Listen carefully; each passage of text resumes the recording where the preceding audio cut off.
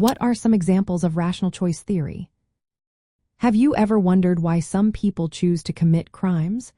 It often comes down to a decision-making process known as rational choice theory. This theory suggests that offenders weigh the potential benefits of a crime against the possible costs or risks involved. Let's break down some real-world examples to illustrate this concept. First, consider illegal sales to underage youths. Sellers who knowingly sell tobacco or alcohol to minors may believe that the financial gain is worth the risk of legal penalties.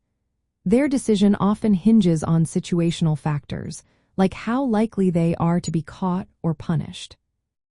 Next, think about employee theft. A cashier might decide to steal money from the register because the immediate financial benefit seems greater than the risk of getting caught. This example shows how individuals assess pleasure, like quick cash, against the pain of potential consequences. Burglary and robbery also fit into this framework. Burglars often plan their crimes by selecting targets that maximize their gain while minimizing risk. They might choose homes or businesses that appear unoccupied or have weak security, reflecting a careful cost-benefit analysis of effort, risk, and reward. Corporate crime is another area where rational choice theory applies. In instances of white-collar crime, such as fraud or embezzlement, offenders may rationally decide to commit these acts if they believe the financial rewards outweigh the chances of detection.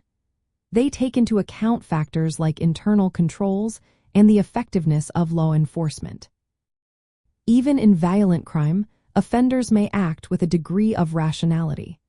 They might decide when and where to use violence based on expected outcomes, such as gaining control or intimidation, while trying to avoid capture.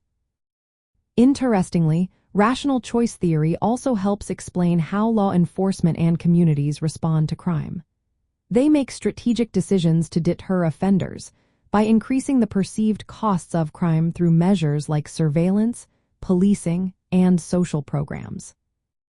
This theory assumes that offenders have bounded rationality.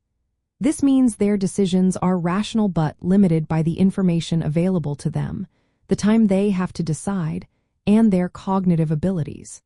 So while offenders plan and reason, their choices might not always be perfectly logical but still follow a cost-benefit framework. Overall, rational choice theory views crime as a purposeful behavior where offenders consciously weigh their options before acting.